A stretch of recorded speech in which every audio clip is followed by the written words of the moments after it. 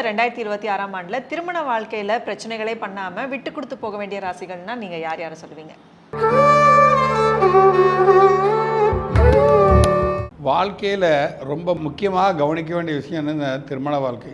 பணம், காசு, வேலை வாய்ப்புகள், வெளிநாடு போகிற சுற்றுலாக்கள் இதெல்லாம் யதார்த்தமாக நிறையவே இருக்கும். சில பேருக்கு சொத்தை கொடுத்துட்டு வாழ்க்கையை கெடுத்துரும்.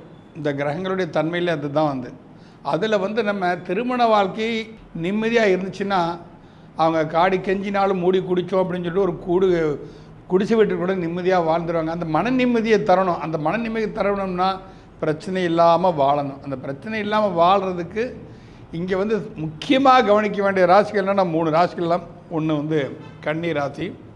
இந்த கன்னி ராசிக்கு ஏன் அப்படின்னு சொல்லப்போனால், ஏற்கனவே கன்னி ராசிக்கு இரட்டை மனநிலை ஆண்களுக்கு கண்டிப்பாக இருக்கும். கன்னி ராசி சேர்ந்த மனசுங்களுக்கு, ஆண்களுக்கு எல்லாத்துக்குமே இரட்டைத்தன்மைங்கிறது இருக்கும் மைண்டில். ஏன்னா வெளியே வருவாங்க, ப்ரப்போஸ் பண்ணுறதுக்கெல்லாம் வெளியே வருவாங்க. இது தேவையில்லாத ஒரு குடும்ப பிரச்சனையை உருவாக்கி விட்டுரும். அவங்க யோசிக்கணும். தானாக வர்றதெல்லாம் நல்லதுன்னு நினச்சிட்டு இருந்தாங்கன்னா அப்புறம் தடுக்கி விழுந்த இடம்பெல்லாம் அடி தான். அது கொஞ்சம் எச்சரிக்கையாக இருந்தால் தெரியணும். இதில் இன்னொரு காரணம் என்ன அப்படின்னா, சனி செவ்வாயோட 2 பேரோட பார்வையும் இந்த பொது தமிழ் வருஷத்தில் அந்த கன்னிராசிக்கு முழுமையாக விழுது.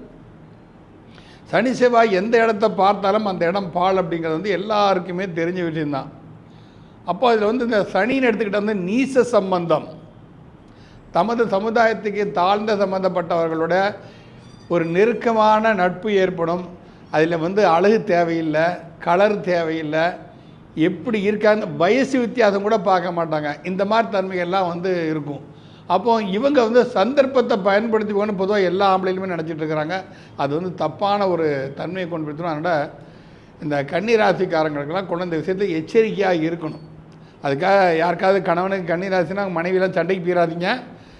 சொல்லக்கூடிய ஒரு பொதுவான யதார்த்தமான ஒரு தன்மைக்காக சொல்லப்படுகிறது. சனிச்செவ்வாயோட பார்வை அந்த மாதிரி ஒரு தான்கிற கர்வத்தை செவ்வாயும் தொடர்பை சனியை ஏற்படுத்தி கொடுத்துறான். போதா குறைக்கு அதில் காதல்காரகன் புதன் வேற உட்காந்துருக்கான், மீனத்தில் உட்காந்துறதை பார்த்துட்டு இருக்கிறான். அதனால் கன்னிராசிக்காரங்களுக்கு இந்த விஷயத்தை கும்பம், இந்த கும்பராசிக்கு நம்ம ஏன் இப்படி சொல்கிறோம் அப்படின்னு சொன்னால், பொதுவாக 7ஆம் இடத்த கேது இருந்தாலே அது கோர்ட் கச்சேரிங்கிற தன்மைகளை அது கொண்டு போகும்.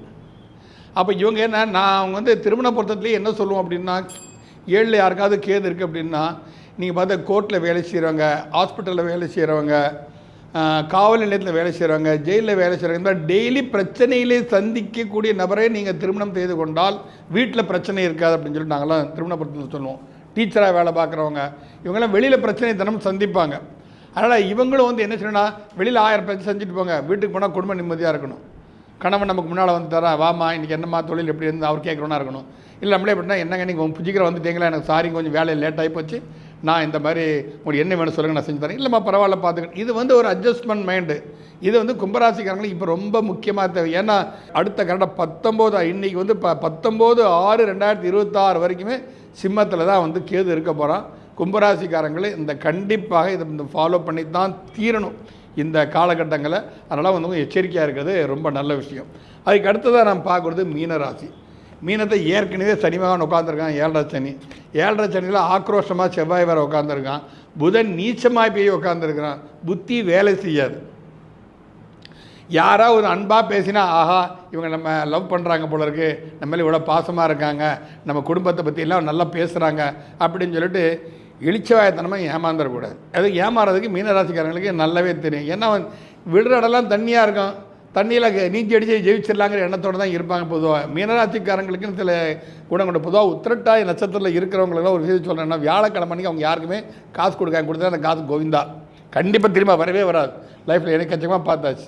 உத்திரட்டாய் நட்சத்திரக்காரங்க வியாழக்கிழமைக்கு யாருக்காவது கடன் கொடுத்தா அந்த கடன் காசை அவங்க மறந்துட வேண்டியது. ஸோ இந்த மாதிரி தன்மை மீனராசிக்கு கண்டு பண்ணி காலபுரத்துக்கு ஏற்கனவே 12ஆம் இடம் விரயம் போனது தான், திரும்ப வர்றதுக்கு இல்லை. அதனால் சில விஷயங்களை நட்சத்திரம் அப்புறம் இன்னொரு வேற பதிவில் நம்ம பார்த்துக்கலாம். இந்த 3 ராசிகளுமே கொஞ்சம் எச்சரிக்கை உணர்வோடு நடந்துக்கிட்டால் குடும்பத்தில் பிரச்சனை இல்லாமல் வாழ்நாளாக நிம்மதியாக இருக்கலாம். எல்லாருக்கும் டென்ஷன் இருக்குது, எல்லாருக்கும் வேலையில் பிரச்சனைகள் இருக்குது. ஆனால் வெளியில் பிரச்சனையை சந்திங்க, தப்பே கிடையாது. வெளியில் பிரச்சனை யார் சந்திக்கிறாங்களோ அவங்க குடும்பத்தை கண்டிப்பாக பிரச்சனை பண்ண மாட்டாங்க.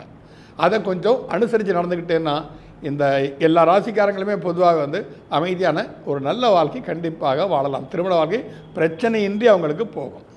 ரொம்பவே சிறப்பாக இந்த 2026ஆம் ஆண்டில் எந்த ராசிக்காரங்களுக்கு எப்படி இருக்க போகுது அப்படின்னு சொல்லி இந்த செக்மெண்ட்டை பார்த்தோம். இந்த செக்மெண்ட் ரொம்பவே இன்ட்ரெஸ்டிங்காக இருந்தது. உங்களுக்கு எப்படி இருந்தது அப்படிங்கிறத கமெண்ட் பாக்ஸில் கண்டிப்பாக கமெண்ட் பண்ணுங்கள். மேலும் ஜோதிட ரீதியான ஆன்மீக ரீதியான பதிவுகளை பார்க்கறதுக்காக நம்ம ஆஸ்ட்ரோ தமிழா சேனலை ஃபாலோ பண்ணிக்கோங்க.